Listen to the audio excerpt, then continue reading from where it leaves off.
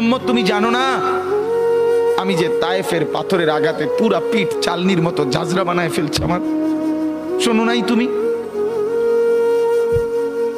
আমারে যে উহুদের ময়দানে দান দান শহীদ করে রক্তাক্ত করছে, তুমি শোনো নাই? আমি যে 14 দিন পেটে ক্ষুধার তাড়নায় পাথর বাঁধছিলাম, উম্মত তোমার মনে নাই?